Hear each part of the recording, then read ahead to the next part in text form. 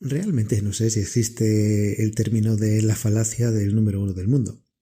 Pero bueno, vamos a emplearla en este episodio para hablar de este argumento que te dan tantas veces, que no deja de ser una especie de charleta sin sentido, acerca de esa expresión que empieza con el número uno del mundo. Bienvenido, bienvenida a un nuevo episodio de este podcast entre lápices y pantallas, en el cual hablamos de todo aquello relativo a lugares de trabajo y modos de trabajar.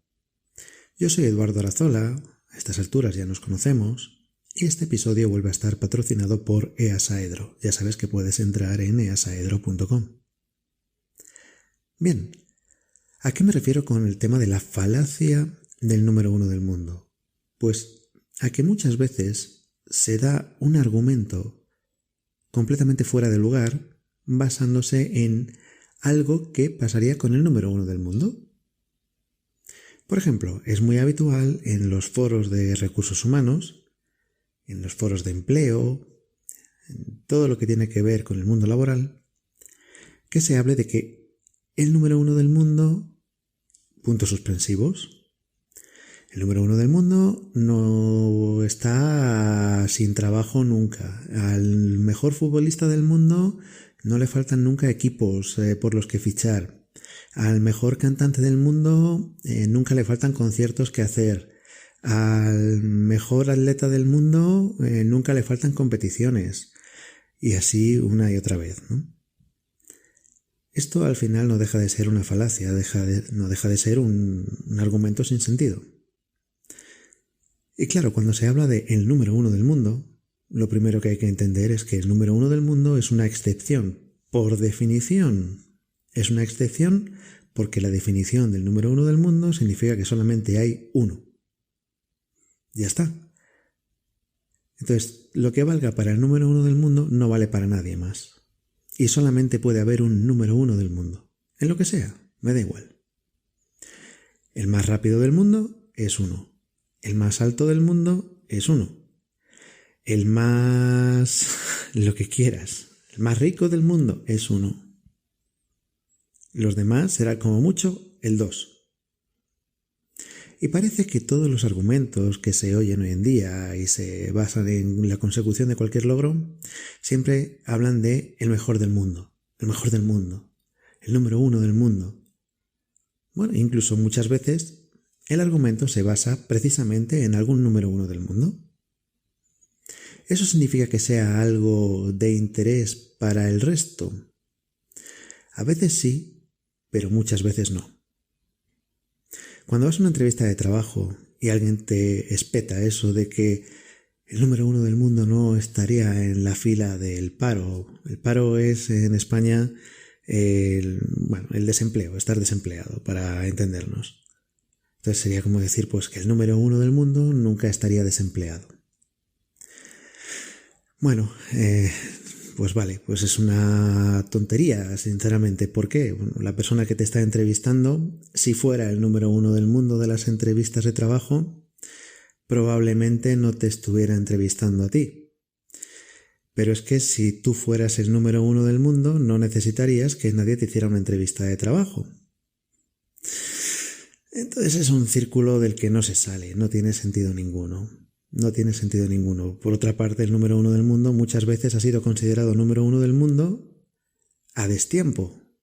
O muy tarde o muy pronto, generalmente muy tarde. Pero cuando ha estado, piensa en los artistas que hoy en día se consideran grandes maestros de su tiempo. Muchos de esos artistas, cuando estaban en vida, muchos de ellos murieron pobres porque nadie les compraba sus obras y porque fueron completamente denostados. Hoy en día se les puede considerar maestros de su época, pero en su momento no eran considerados así. Y quién sabe si dentro de un tiempo pues pasarán a ser denostados otra vez y que no lo sabemos. En su momento probablemente si hubieran hecho una entrevista de trabajo con este tipo de entrevistadores les hubieran dicho el mejor pintor del mundo no estaría haciendo esta entrevista de trabajo. Cuando a lo mejor hoy en día un cuadro pintado por aquella persona pues cuesta millones de euros. Bueno, El mecanismo de defenderse, porque al final es una defensa que tienen las personas que hacen las entrevistas de selección y que salen con estos argumentos, con esta falacia, ya lo hemos comentado en alguna ocasión, es un mecanismo de defensa al verse superados por la falta de argumentos o por el desconocimiento de los valores que se requiere para el puesto para el que están entrevistando. Muchas veces las personas que están entrevistando no tienen un conocimiento del mercado, ni siquiera del puesto o de las habilidades necesarias para lo que se va a realizar, para las características de ese puesto. Aquí que hablamos mucho en este podcast de Facility Management, hemos hablado de entrevistas, no solamente de entrevistas, sino de la elaboración de las ofertas de empleo en el mundo del FM, que pues no tienen nada que ver con lo que es un FM. Y cuando se pide que oferta de trabajo para Facility Management, que sepa empalmar cables, bueno, realmente eso no tiene sentido. Y al final pues acaban siendo entrevistas como muy genéricas, en las que pues al final se te acaba hablando pues de qué nivel de inglés tienes o cosas parecidas. Que son, bueno, pues algo así como válido para cualquier cosa, ¿no? ¿Por qué? Porque la persona que está entrevistando pues no sabe ni lo que es un Facility Management, ni lo que tiene que hacer, ni qué diferencia a alguien competente en ese área de alguien que no lo es. Pongo este ejemplo, pero podríamos hablar de muchísimos otros donde hay un desconocimiento enorme del mercado. En alguna ocasión puedes ir a una entrevista de trabajo y dar tus referencias anteriores y puedes encontrarte con que la persona que te entrevista pues no conozca ninguna de las empresas en las que has trabajado, a lo mejor dentro del sector sean muy relevantes, pues simplemente pues porque es alguien que de manera genérica hace entrevistas, tiene un libreto y al final te va a acabar preguntando por tu nivel de inglés. Si vas a ser Facility Management, si vas a ser fontanero, si vas a vender pisos o si vas a cocinar. Da igual. Al final, pues la incompetencia es la incompetencia en todos los ámbitos. Lo que ocurre es que cuando se acude a una entrevista de trabajo, si la persona que te entrevista es incompetente, aunque sea incompetente, tiene una llave en su poder, que es la llave del empleo que puedes obtener o no. En función de tu grado de necesidad puede ser algo más traumático o menos traumático. En algunas ocasiones te van a llegar pues a modo, digamos, fichaje. Estás trabajando en una empresa, estás funcionando bien, por lo que sea, pues alguien de otra empresa contrata a alguien para que intente convencerte de que cambies de empleo. Bueno, puede ocurrir. En otras ocasiones eres tú quien se queda sin empleo y pues va a buscar un trabajo a través de los diversos mecanismos y acabas haciendo una serie de entrevistas pues para demostrar tu cualificación para ese empleo para el que estás postulando. En ambos casos hay una cantidad de casuística enorme y en muchos de esos casos se te puede hablar del número 1 del mundo. Y como decíamos antes, el número 1 del mundo es único. Que alguien haya hecho algo de manera única no significa que sea lo que se busque para ese puesto. Habría que saber qué es lo que podría hacer que fueras el mejor cocinero del mundo para un puesto de cocina. O si vas a un puesto de limpieza, pues ¿quién sería el mejor limpiador del mundo? ¿Qué es lo que lo definiría?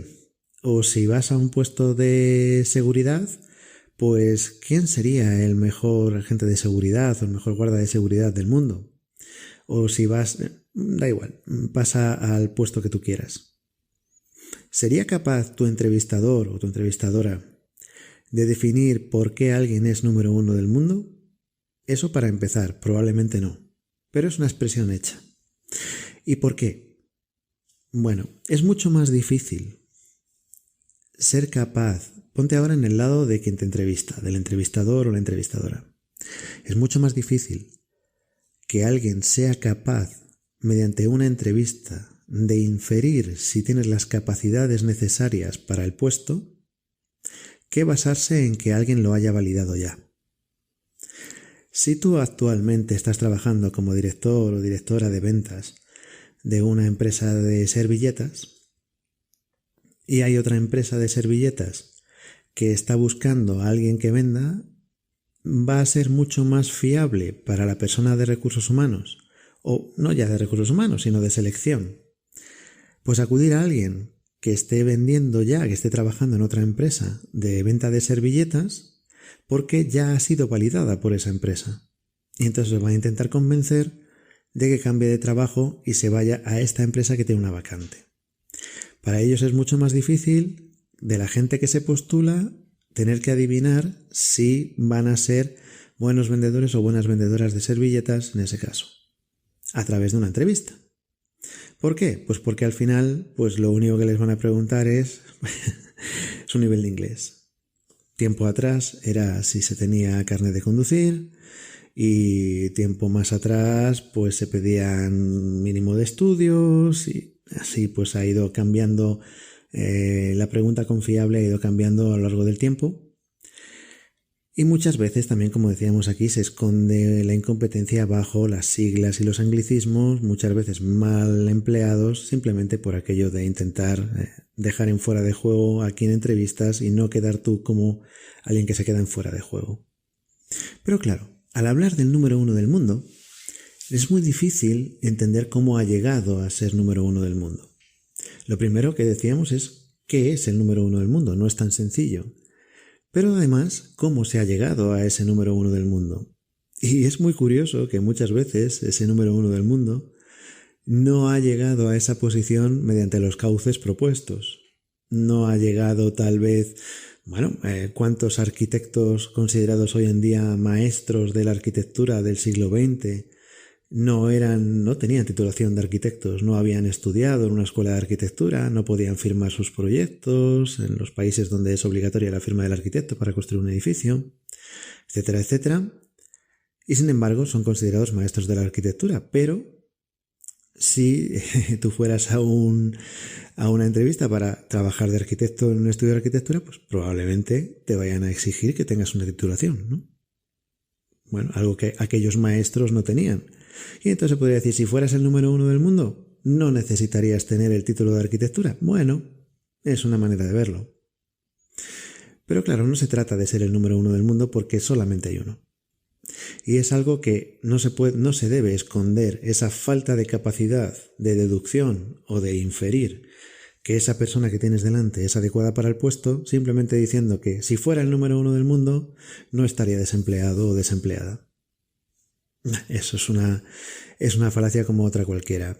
Cuando acudas a una entrevista de trabajo, pues si te salen con un argumento como ese, o cuando vayas a uno de los foros de recursos humanos o de cualquier otro elemento, y siempre hay alguien que lo dice, es que es muy común. El número 1 del mundo no está en la fila de la oficina de empleo. Bueno. En fin, habrá que oírlo muchas más veces, pero no tiene ningún sentido y cuando alguien realiza ese argumento lo único que está diciendo es que necesita una validación externa previa para poder conceder su propia validación. Y eso lo único que marca es una incompetencia en su labor de selección. Vuelvo a repetir, alguien postula un puesto y hay alguien que está seleccionando a la persona que mejor se adecua de todas las personas que se postulan a ese puesto. Se hace una entrevista y es muy difícil, nadie lo niega, a raíz de esa entrevista ser capaz de saber quién va a tener un mejor desempeño en el puesto. Hay que hacer un trabajo, entre comillas, de adivinación, porque solamente con una entrevista, con una serie de pruebas y demostraciones, nadie asegura que luego en el puesto de trabajo se vaya a funcionar de una manera tan correcta. Eso nadie lo niega, es un trabajo difícil. Pero claro, si lo que haces es basarte en que ya haya alguien que lo haya validado por ti, eso pues no tiene ningún mérito. Es decir, pues tu puesto es prescindible, la entrevista es prescindible. Efectivamente, si cogemos la falacia del número 1 del mundo, para una empresa que está buscando a un empleado o una empleada, es muy sencillo acudir al número 1 del mundo y hacerle una oferta. Y entonces el número 1 o la número 1 del mundo se va a tu empresa y no necesitas que pase por un proceso de selección. No necesitas a nadie que le pregunte su nivel de inglés o que le pregunte si tiene carnet de conducir. Porque ya está demostrado que esa persona está rindiendo muy bien en su trabajo. Es algo parecido a lo que ocurre en los equipos deportivos. Es muy sencillo acudir a aquellos elementos, a aquellas personas, a aquellas figuras que en sus equipos actuales están rindiendo a un nivel muy alto, que puedan considerarse entre los mejores del mundo, y hacerles una oferta para que se vayan a tu equipo. Lo difícil es encontrar a alguien que no esté en esa situación, por los motivos que sea, porque esté en un equipo más pequeño, por menos posibilidades, lo que sea, y traértelo a tu equipo y que funcione muy bien. Eso tiene mucho mérito. Ahí hacen falta, digamos, unos grandes profesionales que tengan grandes dotes deductivas o de inferencia para saber o intentar adivinar que esa persona se va a adecuar al equipo que tiene, sea deportivo, sea de empresa, o sea de lo que sea. Sin embargo, te habrás dado cuenta que cuando se va a producir ese gran fichaje, la persona, pues cuando se va a por ese número 1 del mundo para que venga a tu equipo, ahí directamente va el presidente del equipo y hace la oferta. No necesita grandes analistas, no necesita unos grandes informes, ya saben que es el número 1 del mundo, o entre los números 1 del mundo, y ya directamente el presidente no necesita a nadie más. Va, hace la oferta hasta donde se pueda permitir, se negocia, si sí o si no, y entonces viene a tu equipo o no viene. ¿Dónde queda entonces el entrevistador o la entrevistadora? ¿Dónde quedan esos procesos de selección? ¿Dónde quedan? En ninguna parte. La próxima vez que un entrevistador te diga que si fueras el número 1 del mundo no estarías sin trabajo, tú puedes tranquilamente pensar que si tú fueras el número 1 del mundo, no tendrías por qué hablar con esa persona. Y que si esa persona fuera el número 1 del mundo de los entrevistadores, probablemente no estuviera hablando contigo, salvo que tú fueras el número 1 del mundo, y si fueras el número 1 del mundo, no harían falta entrevistadores. Ahí hay algo que se acaba contradiciendo antes o después. Por lo tanto, bueno, la falacia del número 1 del mundo es algo tan absurdo que no merece la pena ni que lo escuches, aunque lo vas a tener que seguir oyendo porque es algo que se repite de una manera constante. Y además, como decíamos, muchas veces el número 1 del mundo es tan excepcional por ser número 1 del mundo como por la manera en la que ha llegado al número 1 del mundo. Es algo que normalmente no es imitable, porque tiene sus propias circunstancias y se han dado de una cierta manera que acaban haciendo que llegue a esa posición. Eso no quiere decir que cualquiera que quiera imitarlo lo vaya a conseguir, porque las circunstancias van a ser diferentes. Entonces, esa persona ha tenido un recorrido, ha sido capaz de sortear sus obstáculos y de aprovechar sus oportunidades para llegar a la posición en la que está. Muy bien, eso no quiere decir, imagínate, es que esa persona ha estudiado tal carrera. Vale, eso no quiere decir que entonces todas las personas que estudien esa carrera vayan a llegar a la misma posición.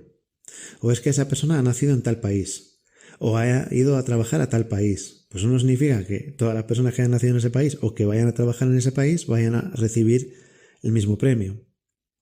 No tiene nada que ver, cada persona es como es. Y muy probablemente quien te está diciendo que si fueras el número 1 del mundo no estarías en el desempleo, muy probablemente no sepa por qué el número 1 del mundo o cómo el número 1 del mundo ha llegado a serlo. Porque como te digo muchas veces, pues ellos mismos, si hubieran tenido a esos números 1 del mundo delante en una entrevista, lo hubieran rechazado. Esos arquitectos, maestros de la arquitectura del siglo XX, que no tienen el título de arquitectura, cualquiera de estas personas de las que estamos hablando en las entrevistas, les hubieran rechazado por no tener el título de arquitectura y les hubieran llamado incompetentes. Cuando, hoy en día, probablemente sepan, aunque sea por nombre, que son grandes maestros, pero hubieran sido rechazados. Ellos mismos los hubieran rechazado y probablemente en su momento fueron rechazados. No hay que darle mayor trascendencia porque la incompetencia está en el otro lado de la mesa en tantas ocasiones cuando se utiliza esta falacia. Nada más que eso. Es simplemente, no sé si existe el término de la falacia del número 1 del mundo, pero podemos hablar de ello aquí tranquilamente, en confianza y en nuestro pequeño grupo para entendernos, ¿no? Y simplemente, pues, aquellos que os haya pasado o que os esté pasando, no le deis más vueltas. seguid adelante con vuestro camino y ya está. Al final hay un componente de suerte y si la persona que te entrevista pues tiene su libreto aprendido y bueno, pues simplemente te va a preguntar por el carnet de conducir o por tu nivel de inglés, pues da igual tu valía para el puesto que sea. Es algo que tienen ahí y ya está. Esto, como muchas veces hemos comentado, acaba redundando en esta expresión que se ve tanto de que no hay talento y de que las empresas no consiguen cubrir las vacantes por que no encuentran talento. Y bueno, puede ser verdad que haya puestos o haya sectores en los que sea difícil encontrar talento o encontrar talento libre. Tal vez, pues efectivamente, las personas que tienen la experiencia necesaria lo sea porque se le da el trabajo y estén trabajando en ese momento.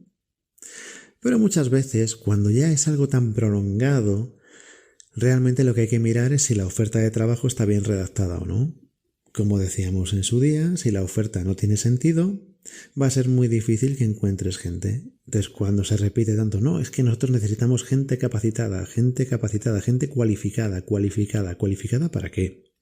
Si en un puesto de trabajo estás pidiendo que alguien sepa cocinar, sepa soldar tubos de acero y sepa calcular una estructura de hormigón, pues va a ser muy difícil que encuentres a una persona con ese perfil, por no decir imposible.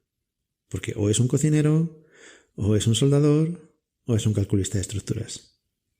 No es lo mismo, son puestos diferentes. Si tú los mezclas dentro de una misma oferta, luego no los vas a encontrar, no puedes decir que falte talento. Donde está faltando talento es en la persona o en el equipo que está redactando esa oferta, que no sabe lo que se tiene entre manos, que no sabe ni lo que necesita, ni la formación necesaria, ni... Pues, si tú supieras que para cocinar tienes que estudiar para cocinar y para soldar tubos de acero tienes que estudiar para soldar tubos de acero, que son estudios diferentes, entenderías que no los puedes mezclar en un único puesto de trabajo.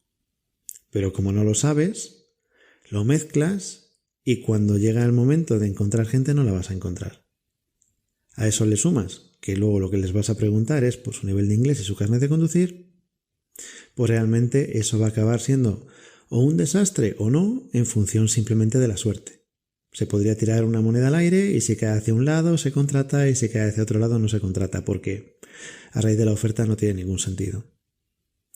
Con decir luego que es que no se encuentra talento y que los mejores del mundo es que ya están trabajando, no tiene sentido ninguno y eso puede llegar a desmoralizar a las personas que están buscando empleo, porque les puede llegar a dar la sensación de que no están cualificadas o de que a lo mejor pues ya ha pasado su momento o lo que sea. La mayoría de las veces no se trata tanto de eso como de que las personas que te están entrevistando pues no saben ni lo que están queriendo hacer ni nada por el estilo, sobre todo como el puesto sea un poquito cualificado y requiera de un poquito de conocimiento de lo que se va a hacer. Entonces ya la cosa se complica mucho. Y bueno, hay un componente de suerte. Si te ha tocado una persona así, lo tienes más difícil. Siempre hay un componente de suerte a la hora de encontrar empleo. Y no se puede decir que no. Negarlo pues no lleva a ninguna parte. Simplemente no desmoralizarse y seguir adelante. Sí, bueno, espero que este episodio pues, te haya servido de algo. Es un poquito diferente a otros que hemos hecho, pero conviene de vez en cuando hablar de ello, porque es algo que está presente de manera continua y que, claro, pues parece que, oye, pues que si los ejemplos son muchísimos y los ejemplos son siempre excepcionales, ¿no? Efectivamente, pues hay personas que se compraron una guitarra y tocando la guitarra pues se hicieron multimillonarios. Efectivamente los hay. ¿Tú le darías el consejo a alguien cercano de que te dijera, oye, ¿cómo me puedo hacer multimillonario? Pues cómprate una guitarra, porque mira, aquel se compró una guitarra y luego ganó el festival de tal y hoy en día fíjate la cantidad de millones que tiene. Y el otro se compró una guitarra y fíjate la cantidad de millones que tiene. O una raqueta de tenis, porque fíjate, este pues, ha ganado tantos títulos, el otro ha ganado no sé cuánto, este es multimillonario y tal, y todo con una raqueta de tenis. Te haces tenista y ya vas a ser multimillonario. O grabas un disco, o escribes un libro, porque fíjate, tal o cual escritor, tal o cual autor, pues ha vendido no sé cuántos millones y es multimillonario, entonces no hace falta nada más que ponerse a escribir libros.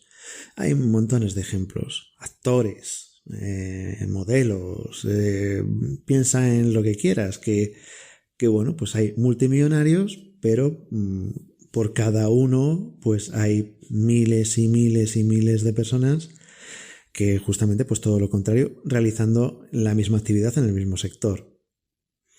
Es una falacia exactamente igual, porque haya alguien que haya conseguido de alguna manera triunfar o hacer fortuna con una actividad, pues no significa que todos los demás puedan, porque precisamente si fuera una actividad en la que todo el mundo que realiza la actividad tuviera un ascenso tan meteórico, no existirían esas grandes figuras. Es simplemente una contradicción en términos, en su propia definición, lo que estábamos diciendo. Si es número uno, pues es que solamente puede haber uno.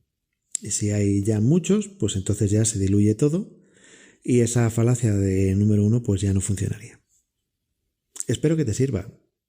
Espero que sí, que te sirva de algo, que te anime si estás en una situación en la que, bueno, pues te has tropezado con esto varias veces en tu contra.